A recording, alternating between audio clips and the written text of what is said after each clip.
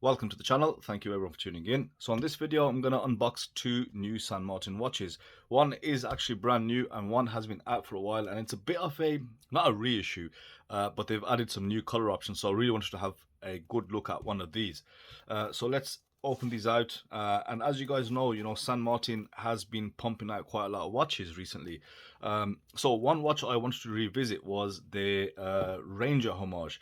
As you guys recall, if you saw the review, that the previous Ranger, it was a bit of a letdown. I'm not a huge fan of the actual Tudor Ranger myself. It's a bit of a dull design in my opinion. However, the good things with the previous Ranger was the case was exceptional. I absolutely loved the case and the bracelet. But yeah, I did feel it was quite dead, dull. It didn't really do anything for me. So they have then recently come out with a few different colors, which is why I chose to pick up one of these. This is the new improved version, I'd say. Nothing has changed on the case, but again, as I said, just a few interesting dial options. So with this first dial, you get this gradient green. You also get a gradient blue and maybe a black, a brown. So really nice color, something which you don't really see. And then you also have a snowflake version of these with a bit more pastel colors. They've got a lovely pistachio. I originally was going to go for that, but then I changed my mind to this instead. So this is going to be getting a kind of review because I've reviewed everything else about it, but we're just going to go over this new dial and see how good the lume is as well, etc., and just talk a little bit more about this. Now the other one is a brand new release. I've just kind of pushed it to the side, but this is the one I want.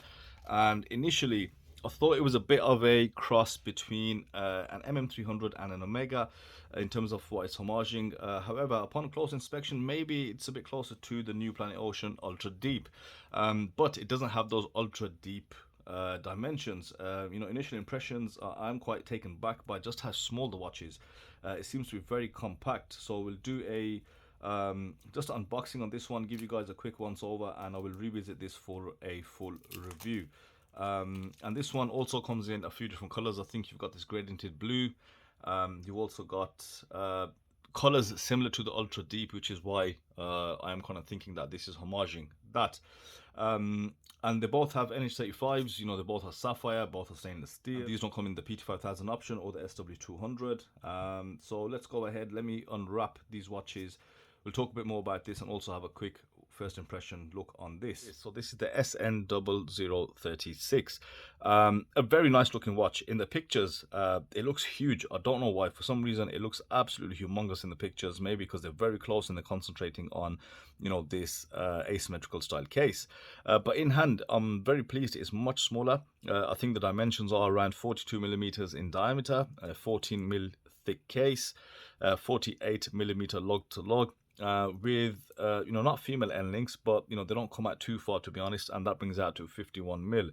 But the case has a nice curvature, so that should present itself on a smaller wrist really well. Now the price for this is about £208. As I said, it's the NH35, sapphire, steel, ceramic on the bezel, usual specifications. And it's a very interesting watch. I like what they've done, and I gotta say I like it a lot more than I did in the pictures. I think the brown and dial and orange bezel did kind of put me off, but this is a lot better. Now you'll notice there's no date on the dial, which is fantastic. However, being an NH35, that means the date wheel does click. It does have a ghost position, and I don't know why a brand such as San Martin is still not using NH38 movements in dateless setups. That is or should be a huge no-no. But moving on from that swiftly, let's have a quick look at the bezel, or let's have a listen to that bezel.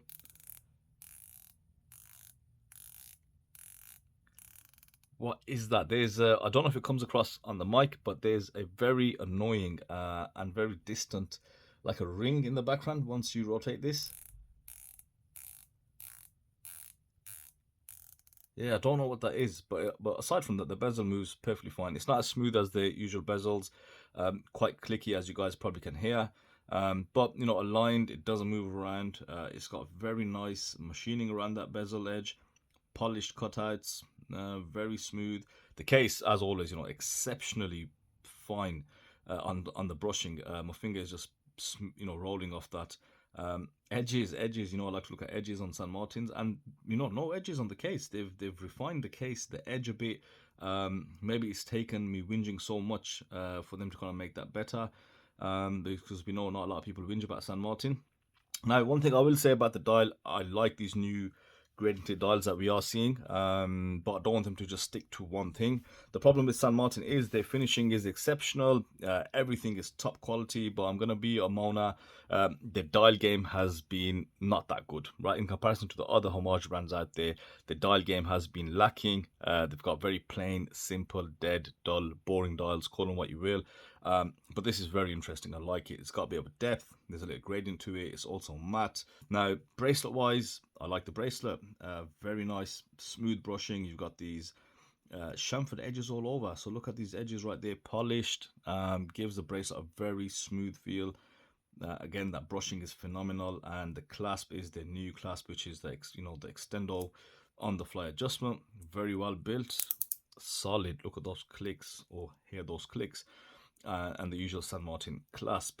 So it looks good. Helium escape valve on there, 300 meters of water resistance, allegedly sharp handset. So this is actually a very impressive watch. I didn't think it would impress me that much, but it has. So we will put this away. Let's not do too much on that. And then let's bring it back to the Tudor homage. As I said, my issue, I think, was with the actual design of the watch, more so than the way San Martin did it. I did a three-way comparison as well. I think it was Pagani design, San Martin, and another one. It doesn't come to mind right now, but I'll link the video in this somehow. Yeah, it was a bit of a boring and dead design. So with these new color options, so you've got green, brown, and a blue, I believe. They all look good. Now, if you're a fan of the snowflake hands, those are also available. So that has definitely made this watch a lot more interesting. Looking at this watch, it's £220. It's actually more expensive than the one I've just unboxed, the SN0036. This comes in at 208, and this still has an NH35. So at 220, it's a pricey watch, more so than the one with the actual functioning bezel and a ceramic insert, etc. So I don't know how that kind of makes sense. But yeah, it is very finely finished. The crown seems to have been improved. It's very smooth, for a very small crown. And that domed, the top hat sapphire crystal, I like that. Fair play to them.